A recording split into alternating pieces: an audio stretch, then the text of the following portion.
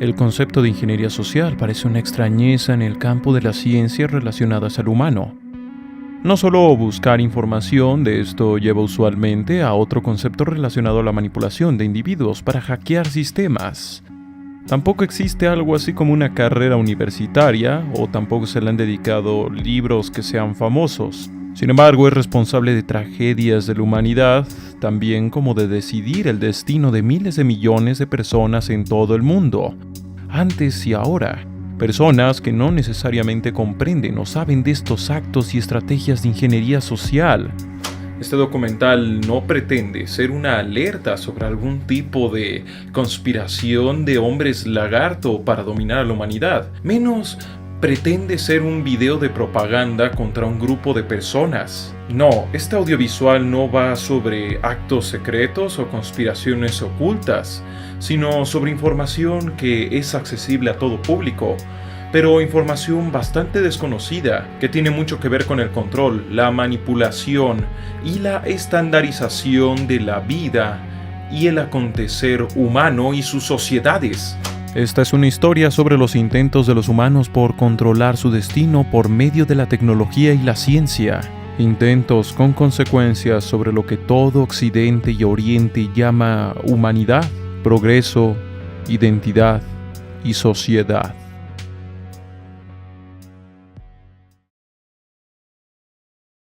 Los conquistadores buscan un imperio para poseer una superficie unificada sobre la cual su magnífico ojo de poder pueda moverse sin encontrar ninguna desigualdad que dañe o limite su vista. El mismo código legal, las mismas medidas, las mismas reglas y, si se puede gradualmente, el mismo lenguaje. Eso es lo que se proclama como la perfección de la organización social.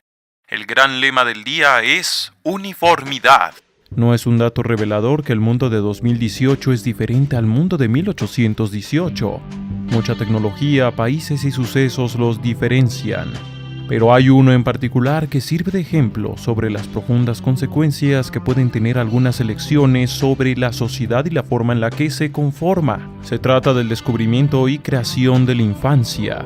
Tal como lo muestra Neil Postman, la idea de la existencia de niños, humanos en desarrollo que deben ser protegidos y educados hasta que se transforman en adultos, no existía.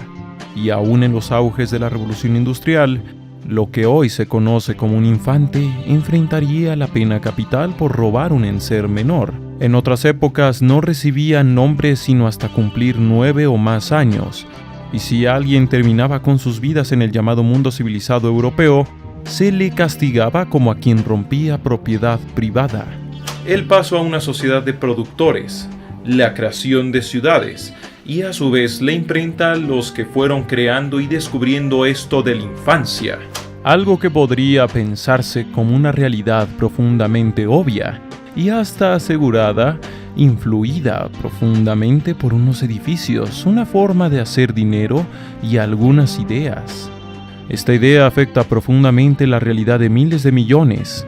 La cantidad de dinero y de poder nacida de la idea de los niños como ente es avasalladora.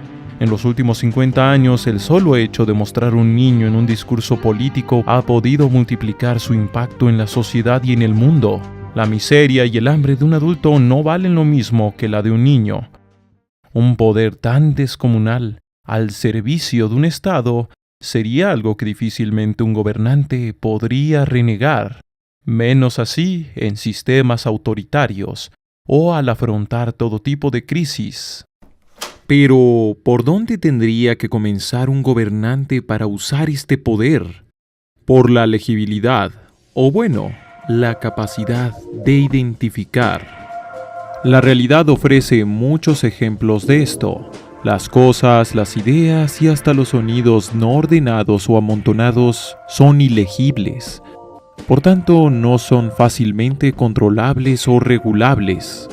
En muchos casos el trabajo es sencillo, basta con separar los elementos y el ruido desaparece. Pero cuando las cantidades se vuelven masivas y la escala es muy amplia o muy pequeña, la legibilidad es cada vez más costosa, ya sea en tiempo, energía, estrategia y espacio. Un poder que quiera cobrar sus tributos necesita que sus gobernados tengan nombre, tengan dirección, sean contados, que sean identificables como productivos o no productivos. Así también requiere que todos compartan medidas como el metro, el litro y el kilogramo.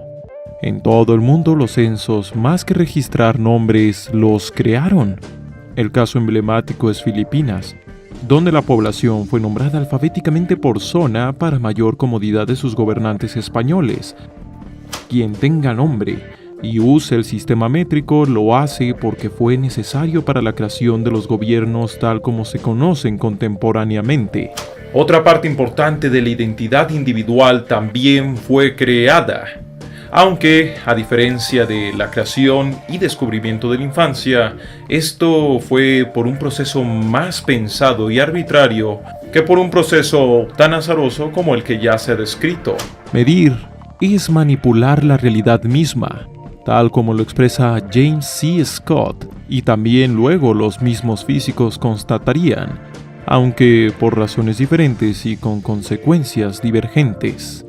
Esto de intentar legibilizar no es diferente, no es ajeno a la guerra y la miseria de millones. Una de las razones del desastre de la guerra de Vietnam es que al ser muy diferente a la Segunda Guerra Mundial, los estadounidenses no tenían forma de medir si iban ganando o no. Ahí no se podía ganar solo conquistando territorios. Así que obligados por su tendencia a legibilizar, que los lleva a medir, terminaron contando solo las bajas que causaban como un referente de si iban ganando o iban perdiendo. Aún con tecnología y recursos superiores, Estados Unidos perdió la guerra, porque la forma en que midió sus avances era un intento de legibilidad, un intento de racionalizar y ver una abstracción en la que la moral e ideología enemiga eran puntos más que importantes, pero al mismo tiempo más que invisibles para esta tendencia. Tal como reza un credo cyberpunk, detrás de toda estructura de información hay una estructura de poder. Los gobiernos y las sociedades dependen de estas estructuras para existir, por lo que cada una de sus instituciones miden, regulan y forman la realidad para sus ciudadanos y para ellos mismos. La familia forma una protojerarquía y a su vez informa sobre la existencia de roles. Los hospitales crean la visión de lo que es estar sano y de lo que no es estar sano, a su vez de los modos legítimos para estarlo. Durante mucho tiempo los psiquiátricos creaban la idea de lo que era estar cuerdo y de lo que era estar loco. En algunos regímenes totalitarios, los déspotas simplemente tachaban de dementes o de locos a todos los que estuvieran en contra de sus ideas. La iglesia, la mezquita y o el medio de comunicación generan la idea de lo bueno y lo malo, de las personas malas y de las personas buenas. La escuela, a su vez, la medición que tacha a unos de ignorantes y a otros de listos, pero también esa medición que nos dice qué debe ser sabido y qué no debe de ser sabido. Y así, cada diferente institución social instituye normas, realidades y estructuras de información. La civilización no solo civiliza a los terrenos, civiliza las mentes y las busca estandarizar. Esta obsesión por legibilizar la realidad es uno de los puntos imperantes de la ingeniería social. Tiene que haber una sociedad para controlarla. El ingeniero social es como un mecánico que se limita en un vehículo a cambiar partes o alterarlas. Aquí las sociedades presentes tienen raíces anteriores a la ingeniería social, por lo que hay mucho que ha surgido de revoluciones, políticas, creencias, intereses, corporaciones y hasta catástrofes naturales. Esto deja de facto que el ingeniero social no tiene tanto poder, a no ser que busque mayor control al crear su propio vehículo desde cero, lo que traducido a términos de ingeniería social es a veces destruir todo lo anterior, incluyendo las vidas que representan o que eran parte de ese orden. ¿Hasta dónde puede llegar el deseo de una nueva humanidad?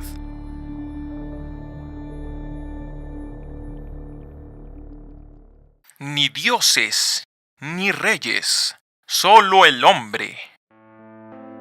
El humano sueña con un paraíso desde antes que la sociedad existiera. El primero en soñar con que se podía construir ese mundo y también hacer público ese sueño fue Tomás Moro. A su sueño le llamó Utopía, la primera descripción de ingeniería social en que detallaba cómo funcionaba una sociedad perfecta. Desde ese entonces surgieron más y más sueños de ese estilo. Luego, en el siglo XX, varios tuvieron y usaron el poder para crear sus propias utopías. Uno de ellos era Pol Pot, en un territorio llamado Camboya. Gracias en parte a lo ocurrido en Vietnam, llegó al poder con sus Jemeres Rojos y ahí, para intentar cumplir sus ideas, intentó regresar su país al año cero, para crear una nueva sociedad en la que se revalorara y se refundara todo sobre los campesinos y la conexión a la tierra. Vació las ciudades por la fuerza y purgó al país de lo que consideró intelectuales, primero a los que tuvieran estudios registrados y luego, demostrando los procesos y los vicios de la legibilización, también eliminó a usuarios de lentes, por tener eso como señal de intelectualidad. El asunto terminó con más de 1 millón de vidas perdidas. ¿Es esto una demostración, un ejemplo de maldad? No, es un ejemplo de ingeniería social.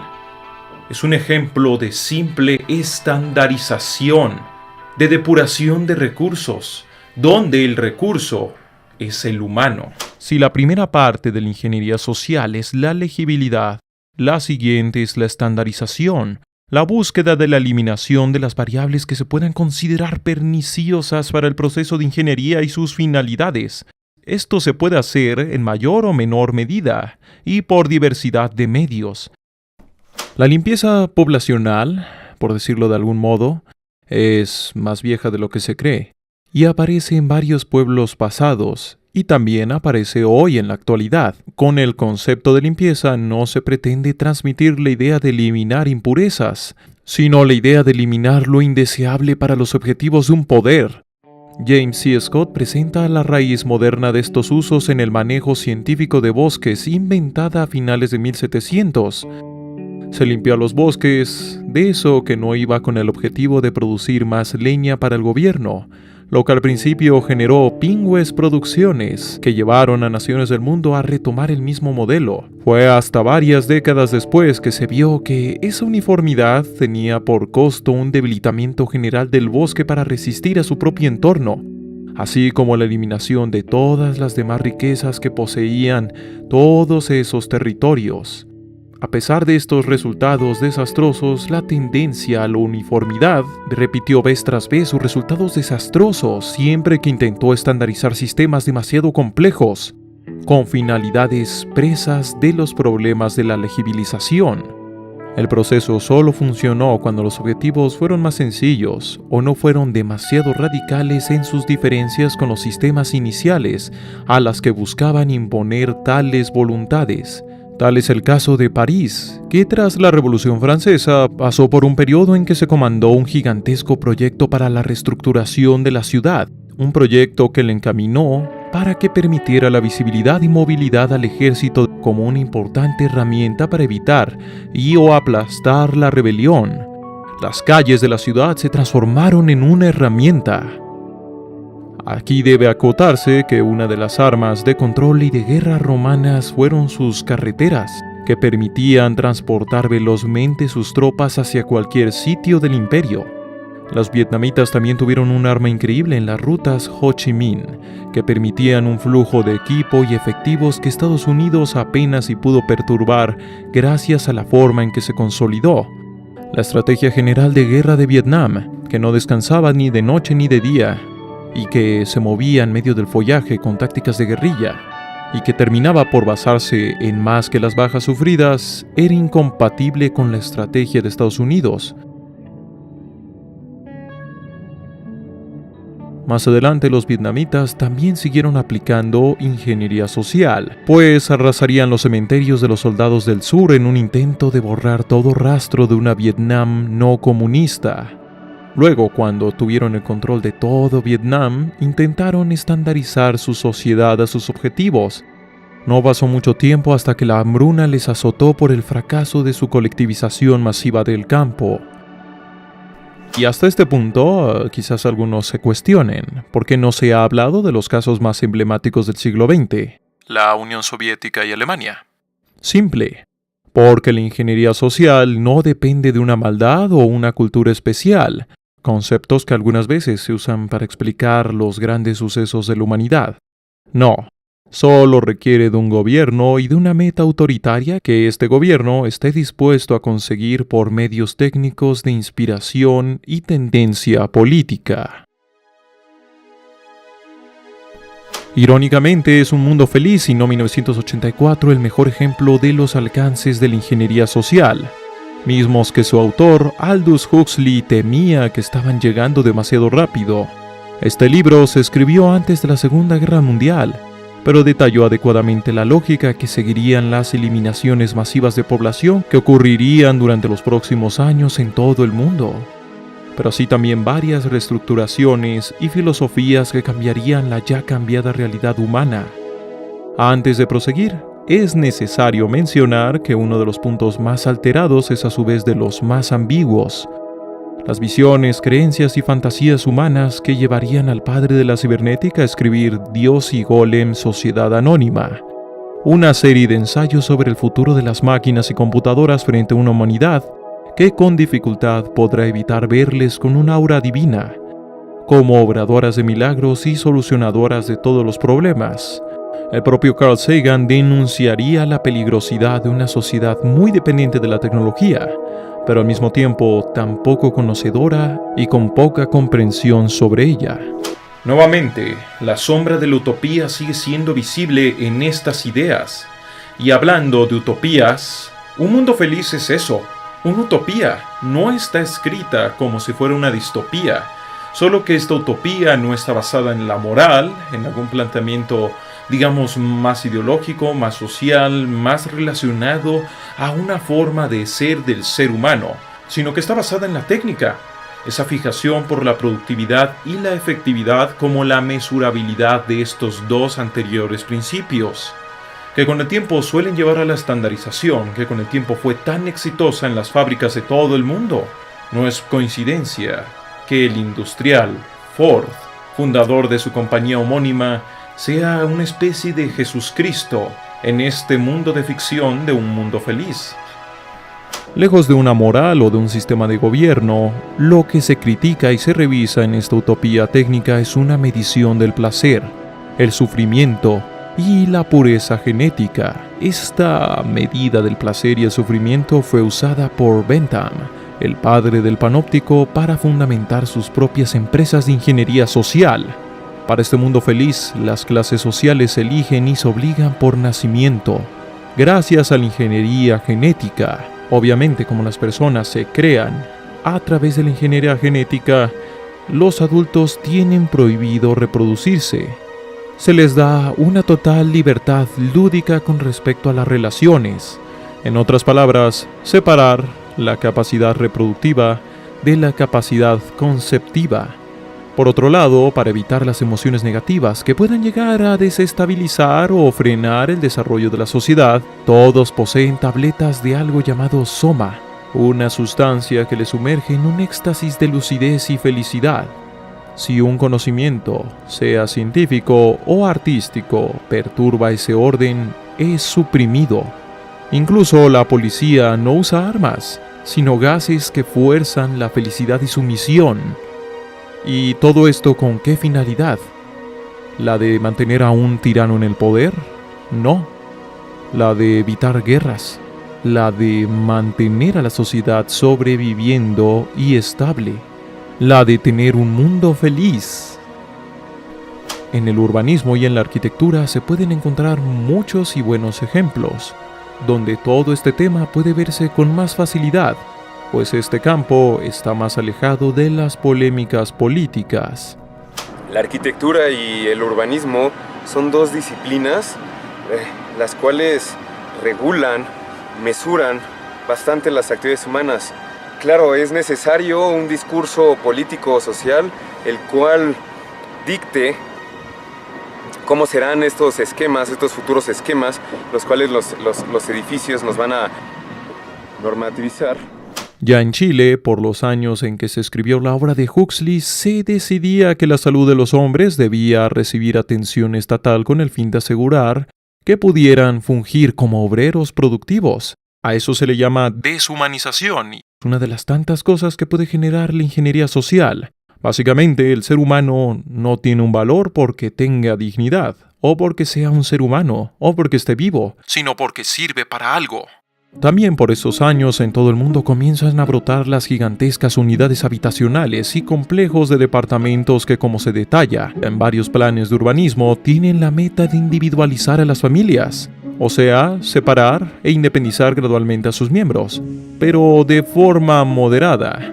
Esto con el objetivo de evitar crisis sanitarias y tener una transición más rápida del migrante del campo a la ciudad y sus formas. Al otorgar cuartos separados, o al intentarlo, a los miembros de la familia, se generaron barreras funcionales que las familias del campo no poseían muchas veces. Familias que podían llegar a tener habitaciones o chozas familiares. Pero prosiguiendo, en el éxodo del campo a la ciudad, uno de los eventos más importantes de la historia reciente, nacieron oportunidades para imponer formas de vida sin necesidad de imponer un año cero a la fuerza. Bajo este punto de vista, las máquinas más grandes de la humanidad son, pues, las ciudades. ¿Y para qué sirven?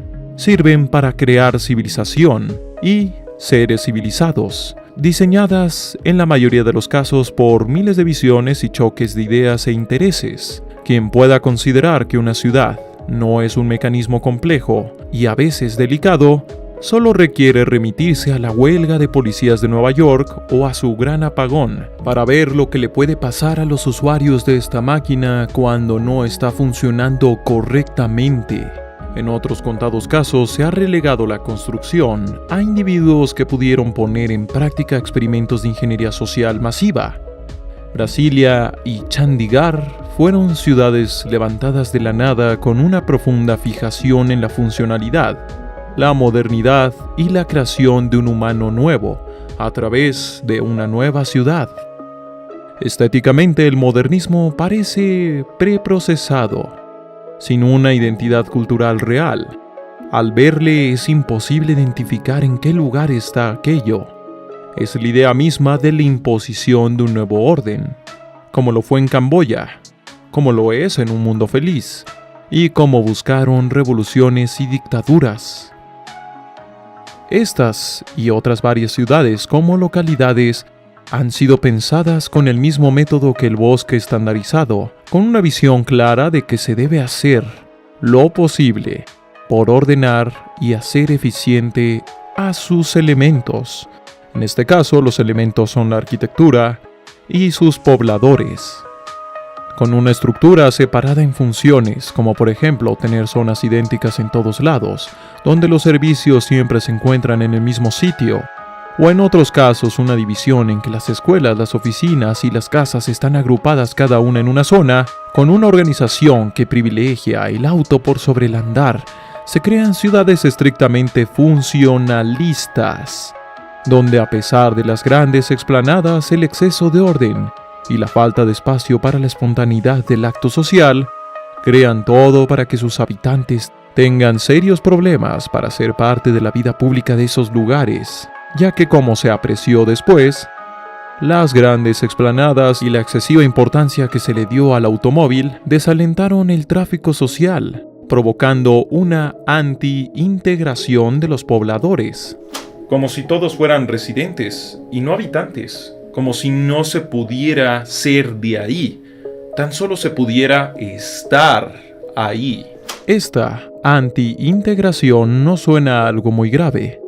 Por eso los límites del problema de la imposición se muestran en Irán, con la historia del intento del fallecido Shah por intentar modernizar rápidamente a su reino. Haciendo uso del beneplácito de Occidente y de la riqueza petrolera de su nación, importó expertos de Estados Unidos, construyó gigantescas obras de infraestructura en todo Irán, impuso regulaciones al poder religioso del Islam, así como también reubicó a pobladores del campo en urbanizaciones y ciudades de su territorio. Al hacerlo, estaba intentando imponer una visión extranjera del progreso, pero una cosa es el fin esperado y la otra es el producto realizado. generó un culetazo de radicalismo y fundamentalismo que terminó con su reinado y dio oportunidad al ayatolá Jomeini de imponer la ley Sharia en Irán. Arrancar tan rápidamente a generaciones de sus tradiciones y tierras para imponerles una forma de ser fue un acto de ingeniería social que una vez más volvió a intentar ignorar las particularidades del lugar, la cultura y la sociedad donde buscaba imponer sus formas. Al fondo de todo esto subyacen ideas con consecuencias y raíces puramente autoritarias, la idea de que hay una forma totalmente más efectiva y por tanto la única que debe imponerse con respecto a los humanos. Sin importar lo que estos puedan opinar, después de todo, es la mejor. Por tanto, la democracia, la moral, la identidad, la cultura y la dignidad no importan y no deben de ser consideradas, siguiendo la lógica de estas ideas. Las expresiones físicas de todo esto son Chattanooga y Brasilia, pues estas no se construyeron pensando en las necesidades de su nación, sino en la búsqueda de imponer un nuevo deber ser, un nuevo humano, pero no cualquier humano, el que se pensó como el humano más objetivamente, según los que idearon esto, eficaz. Brasilia y su diseño parecen solo agravar la segregación y desigualdad brasileña. Chandigarh no se preparó para afrontar a la población de India, que rápidamente la sobrepobló. A hoy día no han causado una catástrofe humana, sin embargo han fracasado totalmente en imponer sus visiones en el resto de sus países, pareciendo más bien estas burbujas aisladas de la realidad. En este respecto se intentaron construir versiones similares de estas ciudades superfuncionalistas e impositivas en Argentina y en Francia, de igual forma, sin pensar en las necesidades nacionales, sino pensando en imponer el futuro, o al menos lo que se creía debía ser el futuro. Fundamental preguntar, ¿las ciudades deben existir para el humano? ¿O el humano debe existir para las ciudades? ¿O quizás ambos? Como se expuso, existe el problema del bosque estandarizado, que no pudo evitar perder sus cualidades y sus riquezas, porque solo se buscaba una función de él. Solo se podía ver y medir una de esas funciones de él. Lo mismo le puede pasar al ser humano y sus sociedades. Si solo se busca una faceta o una capacidad de él o de sus grupos. Estos mismos errores se reproducen en el proyecto Venus de Jake Fresco, el cual recuperó popularidad gracias a la crisis económica de 2008 y a la trilogía de documentales Zeitgeist. A pesar de sus buenas intenciones, repite el problema de buscar imponerse, de crear por medios técnicos a un nuevo humano, de dejar a computadores gobernar sin pensar en el problema fundamental de la legibilidad y la visión de la funcionalidad. Sus bondades recaen en su arquitectura, más que en sus postulados para lo que debe ser y debe hacer el ser humano. Se podría considerar que lo expuesto ha sido superado, que ha dejado de ocurrir, que se ha avanzado civilizatoriamente hablando y que eso lo ha evitado. Pero todo lo contrario. Tal como hemos estado viendo, el proceso civilizatorio es el proceso de estandarización de las sociedades humanas. Hay que plantar lo que ya decía Oswald Spengler, que hay una diferencia entre la cultura y la sociedad y la civilización. Ambas son diferentes cosas. Claro, se terminan por relacionar tanto que es imposible separarlas, pero son diferentes cosas. No solo ha surgido el tecnooptimismo, que aboga políticamente por la idea de dejar que la tecnología solucione todo el problema, como si cada asunto humano tuviera base tecnológica, como si la aplicación militar de la energía atómica no fuera tecnología, y los escándalos de vigilancia masiva jamás hubieran ocurrido. También existe el transhumanismo, que llama al ser humano a ser ingeniero no ya de la sociedad, sino de sí mismo. Le llama a manipular cada aspecto suyo para liberarse de lo que considera ataduras naturales. Su propia Brasilia personalizada, el mismo principio de imposición de control y legibilidad. ¿Es que la sociedad ha ignorado o no ha entendido un mundo feliz? creyendo que es una crítica a los medios de comunicación, a pesar de que el libro fue escrito antes de que existiera la televisión como hoy la entendemos. ¿Es que acaso se ha ignorado y se han ninguneado las palabras del padre de la cibernética? En 2016, el famoso divulgador Neil Tyson, considerado el sucesor de Carl Sagan, expresó sus deseos por la existencia de una sociedad solo regida por la ciencia y la razón, en la que lo demás no importara. Fue criticado y se terminó retractando, pero asimismo en 2012 se publicó el libro This Will Make You Smarter, lo que traducido es Esto te hará más inteligente, en donde una vasta colección de expertos en diversas ciencias, exceptuando las políticas y sociales, convergen en ideas similares de control computacional o racional de la sociedad y el gobierno. Quizá, ante la falta de divulgación en ciencias sociales, no han llegado a enterarse que esas ideas se han estado intentando llevar a cabo desde hace ya varias décadas, que no hay que soñar con una sociedad controlada por una visión funcionalista, que se ha estado intentando durante más tiempo del que podrían llegar a creer.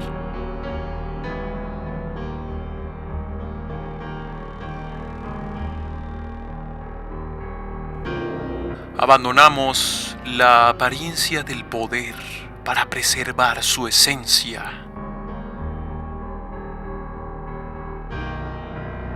En 2014, un joven de 14 años hackeó el sistema de tranvías de su ciudad y causó un accidente. Su razón: estaba aburrido. En 2015, otro joven, pero de 15 años, logró acceder a información de alto secreto de operaciones de inteligencia de Estados Unidos en Afganistán e Irán. Su razón: no le parecía aceptable su percepción de un gobierno corrupto en Estados Unidos. En una de las obras más importantes de la ciencia ficción, Fundación, escrita por Isaac Asimov, se cuenta sobre cómo un reducido grupo de matemáticos crean un modelo capaz de predecir el comportamiento de grandes poblaciones humanas. Sin embargo, Hari Seldon, el principal artífice de esto, a lo que llama psicohistoria, descubre que la civilización humana está en un proceso de muerte irreversible, por lo que se crea un plan de 1000 años para que una fundación se convierta en un nuevo imperio de forma gradual, y esto pueda aminorar la barbarie de la caída de la civilización. Con el paso de los siglos llega el dilema del destino de la humanidad, en el que se presenta la posibilidad de convertir a la humanidad en algo más homogéneo, donde la individualidad se vería disminuida con el fin de asegurar una supervivencia al cosmos. Esto porque las amenazas de individuos excepcionales o extraños al entendimiento de su ciencia fácilmente podían llegar a derrumbarlo todo.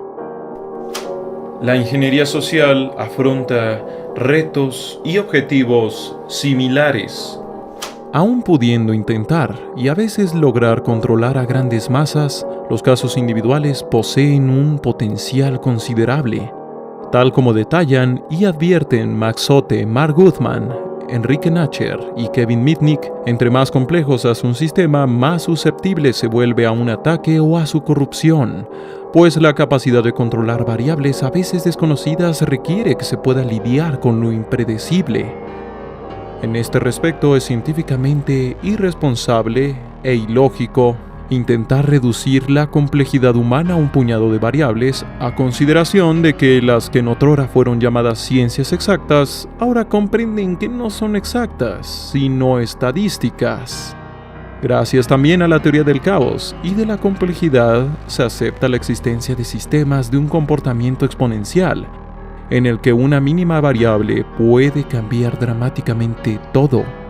A esto se le conoce popularmente como el efecto mariposa, al cual se le atribuye la imagen del atractor de Lorentz, el cual es simplemente una manifestación de cómo hasta la corriente entre dos estanques de agua pueden mostrar sistemas profundamente complejos. Pueden mostrar sistemas inesperadamente complejos, pues posee en su cráneo la cosa más compleja del universo conocido. No hay razón científica, pues, para creer que se le puede predecir y manejar usando modelos de entendimiento basados en funcionalismos y utilitarismos.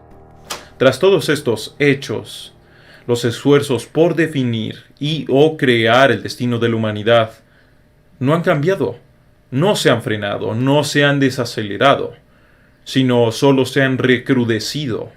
Para entender la dimensión mundial del asunto de la ingeniería social, hay que entender que, tras la caída de la Unión Soviética, se suponía que el autoproclamado mundo libre había vencido, pero esto se contravenía con que el desarrollo de armamento no se había detenido.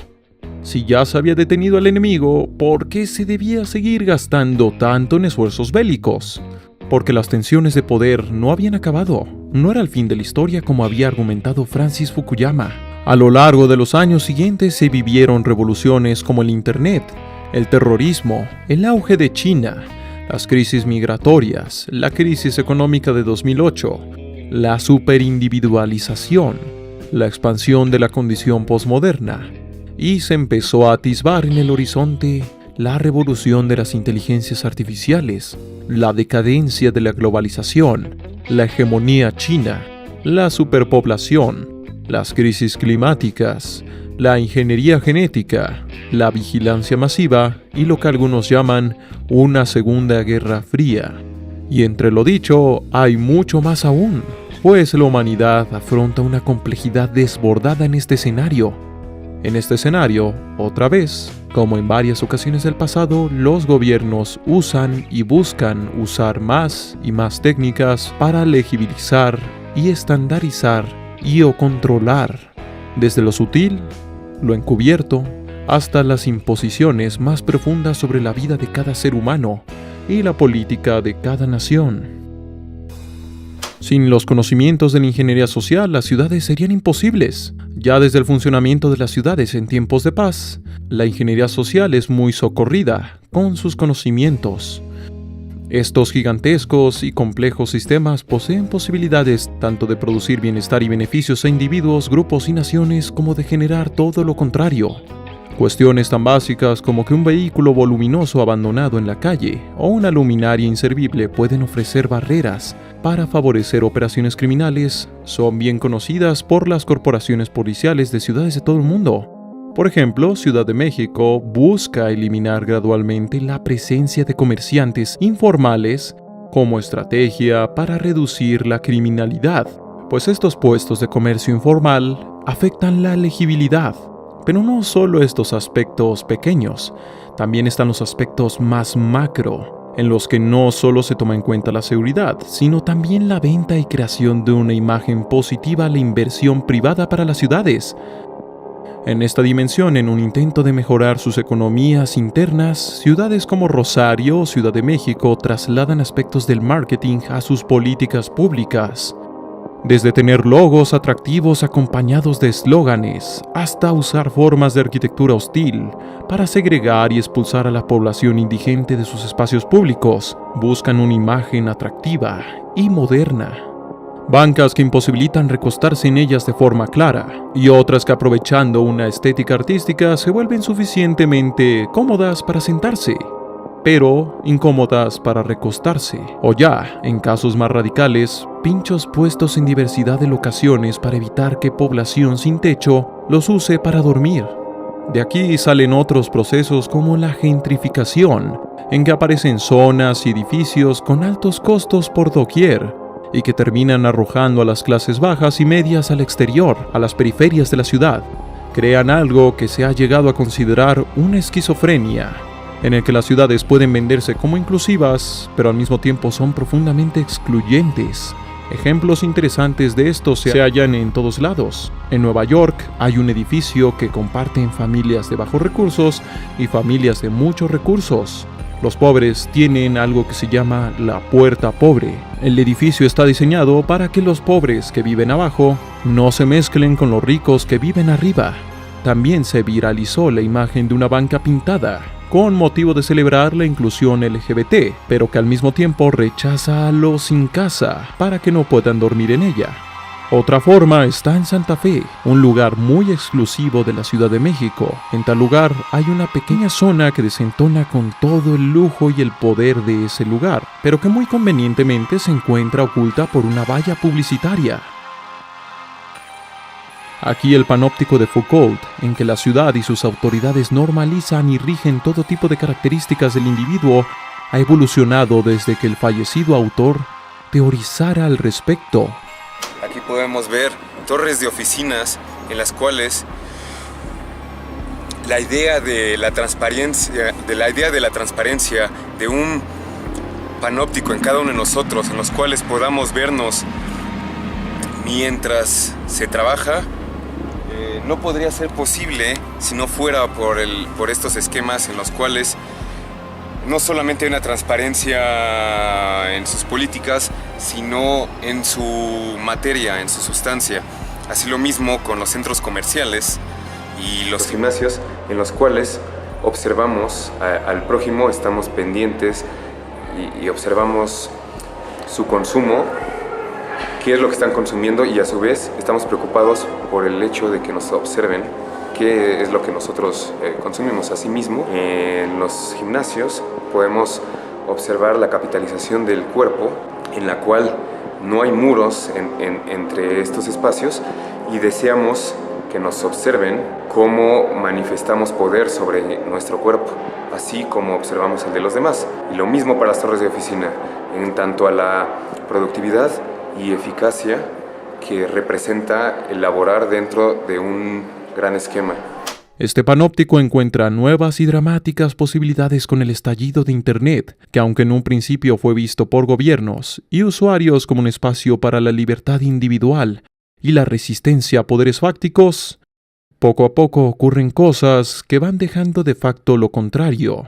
El escándalo de Cambridge Analytica dejó de facto la abrumadora cantidad y calidad de información que poseía Facebook. Ejemplifica también el alcance mundial de poder que poseen las llamadas redes sociales. Poder que aún tiene un potencial desconocido, sobre todo para el campo de la ingeniería social, ya que en 2014, con una muestra de sujetos limitada, Facebook experimentó y luego comprobó que poseía la capacidad de afectar e influenciar las emociones de sus usuarios sin que estos lo supieran, tan solo por elegir arbitrariamente las publicaciones que veían en sus muros para que fueran principalmente negativas. Pero esto es claramente inferior a lo que ocurre en China, un territorio donde la ingeniería social ha causado tragedias y crecimientos económicos por igual, desde leyes que han regulado la cantidad de hijos que una familia puede tener, hasta intentos por eliminar la cultura anterior para buscar nuevos comienzos. Partiendo de que en China Internet está profundamente controlado, al punto que posee sus propias redes como WeChat, y Google y otras tantas empresas que han logrado entrar deben censurar y regular sus mecánicas. Por ejemplo, buscar conceptos relacionados al smog o a la contaminación, así como también publicarlos en redes sociales, pueden generar problemas al que lo haga. Como pequeño inciso, también Gran Bretaña, aunque con otros objetivos, mantiene una fuerte vigilancia de lo que publican las personas en sus redes sociales. Y Estados Unidos toma en cuenta la información de redes sociales de los individuos para regular si pueden entrar o no a su país. La censura y la vigilancia son aspectos básicos de la ingeniería social. ¿Hasta dónde se puede llegar? Quizá esta respuesta se pueda dar con el Sima Credit, una aplicación para celular y una estructura de información, en donde se monitorea una extensa red de acciones de los ciudadanos de China, desde con quién hablan hasta si pagan sus multas para darles una calificación, lo que termina por darles una calificación que los define como buenos ciudadanos o malos ciudadanos. O en palabras de gente detrás de la aplicación, asegurar que la gente mala no tenga dónde ir.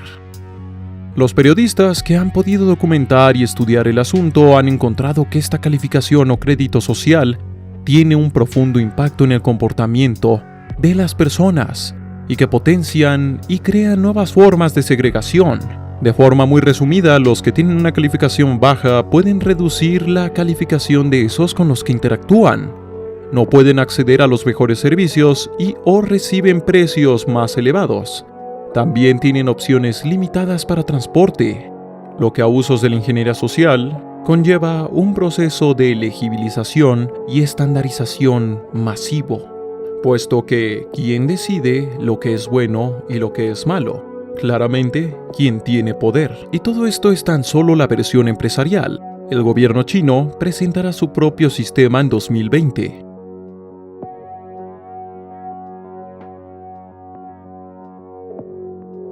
Para cerrar este punto, autoridades de Estados Unidos han visitado Singapur para estudiar estas prácticas, ya que si Estados Unidos sigue las ideas del Foro Económico Mundial, para 2030 debería de tener una economía de servicios ampliamente marcada por estructuras de información similares. No es la maldad, no es la locura, no es la psicopatía, no es la ignorancia, no es la izquierda, no es la dictadura, no es la democracia, no es la derecha. Lo que determinan si hay o si no habrá ingeniería social, sino la búsqueda e imposición de un orden por medios técnicos y o políticos. La tendencia no es ya solo el desvanecimiento del poder político de los individuos, sino nuevamente la indiferencia a la libre determinación de los pueblos en varios frentes. Y es que debe cuestionarse si los intentos por unir a las personas del mundo, o de generar culturas mixtas, o al contrario, de aislarlos, no son o no se hacen como un proceso de uniformización y legibilidad, una moneda, una lengua, una cultura y un idioma para toda la humanidad. Suenan como el camino a la paz y a la igualdad, pero ¿a qué costo? ¿Con qué método? O por el contrario, hacer como en un mundo feliz, generar sistemas cerrados donde esto pueda ser posible. Varias de las consecuencias descritas en este documental son resultado de la búsqueda e imposición de un orden que se veía como la única posibilidad, la mejor oportunidad y o el destino lógico del ser humano. Tuve que esperar en una fila para renovar un pasaporte que me permita visitar miembros de mi propia especie a través de fronteras concebidas artificialmente. Tú también tienes que usar una llave para entrar a tu cuarto que te separa artificialmente de miembros de tu especie. Mientras por su naturaleza la vida tiende al pluralismo, a la variedad de colores, a organizarse y constituirse de manera independiente, en definitiva, a realizar su libertad, el sistema post-totalitario exige monolitismo, uniformidad y disciplina, mientras la vida tiende a crear estructuras inverosímiles, siempre nuevas, mientras el sistema post-totalitario le impone las soluciones más verosímiles. La ingeniería social en muchos de sus ejecutores se vio y se ve como la verdad objetiva, y no como una verdad o una apreciación lógica solo válida para un objetivo o una función percibida. De ahí que muchos de sus fallos se aprecien en gente o en grupos que han encontrado y aprovechado esas estructuras. Normalmente a estas personas se les conoce como hackers, aunque de forma común solo se les relaciona a las computadoras y las estructuras cibernéticas. Sin embargo, no. Prácticamente cualquier sistema es hackeable. También es apreciable que estos sistemas requieren de fuerza o de formas de coerción para que sigan funcionando, como el caso de la creación de las villas en Tanzania, en el que la gente organizó sus granjas de forma independiente, de una forma más efectiva que bajo los planes impositivos del gobierno que buscaban imponerles un sistema de villas.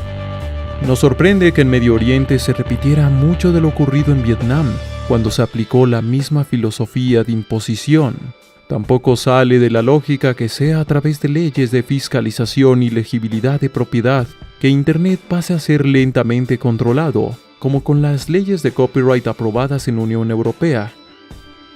Los procesos de la ingeniería social son parte del presente y no son exclusivos de un espectro ideológico y o forma de gobierno, y en su misma estructura radica su problema de no atender a la complejidad de la realidad humana y su desenvolvimiento.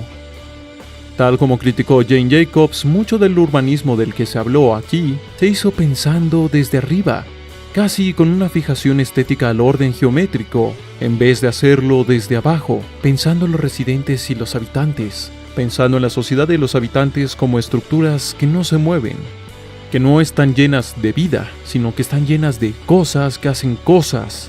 Razón que quizá puede explicar la forma en que el afamado Le Corbusier, arquitecto de Chandigarh, planeaba sus proyectos, además también de la fijación de las ciudades con los automóviles, que les ha encaminado a un futuro en el que los analistas señalan a las ciudades como estacionamientos gigantes. Y también a los problemas ya señalados, espacios públicos que no son públicos, espacios públicos que no juntan a la gente, sino que la separan, barreras invisibles, ciudades que se dicen inclusivas pero en realidad son exclusivas, sistemas de gobierno que abogaban por la abolición de las clases pero luego plantan nuevas formas de segregación, y así, un sinfín de más contradicciones y graves problemas.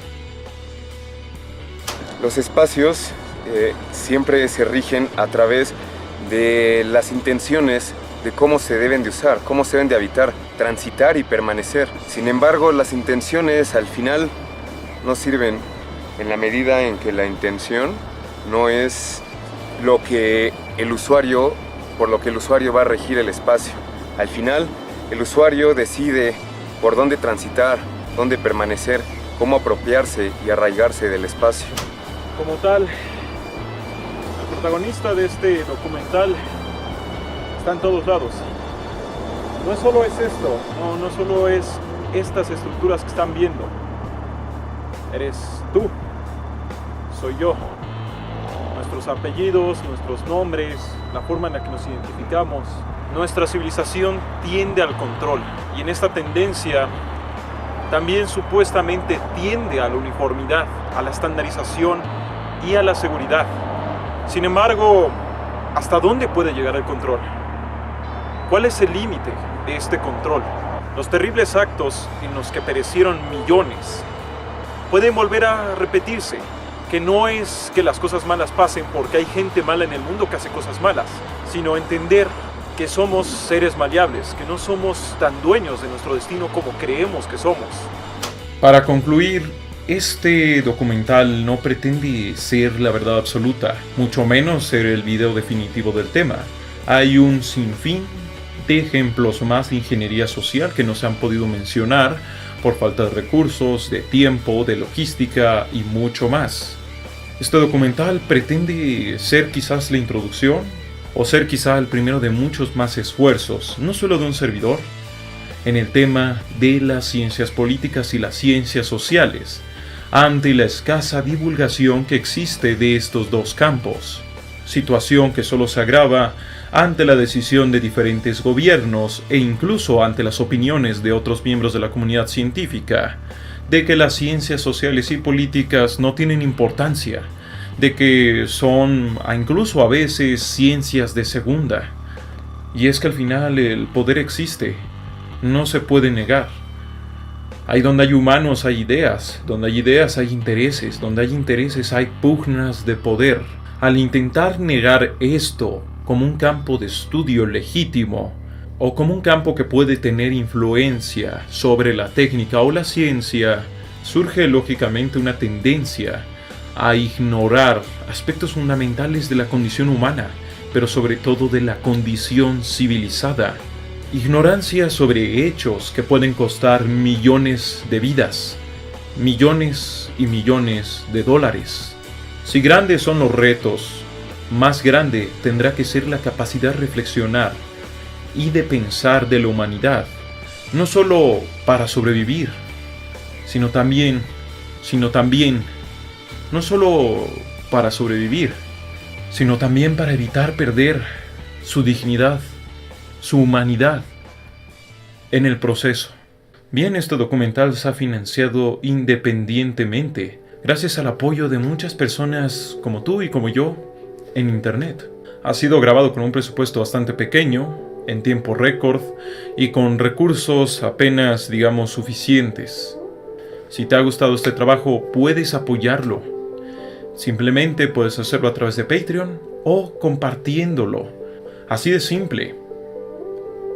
No un servidor, porque no soy una institución ni nada por el estilo, o una empresa, no posee el apoyo de alguna estructura gubernamental ni de alguna estructura académica. Básicamente solo soy yo y lo que puedo conseguir, desde libros prestados gracias a personas que tienen acceso a bibliotecas, hasta algún que otro documento y otras tantas cosas más que he podido conseguir a través de internet por conocer a las personas adecuadas. Con esto llamo a la gente a investigar, a decirles que se puede, que se puede conocer, que se puede saber, que hay muchas cosas que requieren ser conocidas, no solo en el campo de las mal llamadas ciencias exactas, sino también en el campo de las ciencias políticas y sociales. Claro que entre menos apoyo haya es más difícil, pero si no lo hace uno, ¿quién lo hará? En este tema de la ingeniería social, buscando en español en YouTube, por ejemplo, que es donde muchos buscan sus documentales y fuentes de información, lo único que encontré fue un video propagandístico de casi 1 hora, con mucho, pero mucho más presupuesto que este video, aduciendo que la ingeniería social era para instaurar el gobierno de Satanás en la Tierra, faltando a las explicaciones de cómo funciona, las explicaciones de qué es, vaya, totalmente faltando a una lógica divulgativa para hacer propaganda. En fin, muchas gracias por todo su apoyo. En este momento el video y su éxito deja de depender de mí. Yo ya hice todo lo que he podido. Ahora, sin ánimo de intentar evocar a las emociones o algo por el estilo, les agradezco su apoyo. En este punto el video y su éxito ya dejan de depender mucho de mí. Yo ya hice todo lo que tengo que hacer. Producirlo, escribirlo, editarlo, todo eso. Ahora falta ver si esto llega a algún lugar, porque yo creo que esta es información importante. Creo que es necesario que la gente sepa de esto. No es, y vuelvo a reiterar, no es que este video sea el video definitivo de este tema. Digo que es necesario estudiarlo, es necesario que haya más personas interesadas no solo en estudiarlo para sus propios objetivos, sino también en difundirlo, ya sea con sus palabras, ya sea con sus propios productos, ya sea con sus propias producciones. Con el hecho de que esto se haga conocido, creo que habré cumplido mi objetivo. Pues nada, se despide César Hernández, también conocido como Esquizofrenia Natural. La realidad es frágil.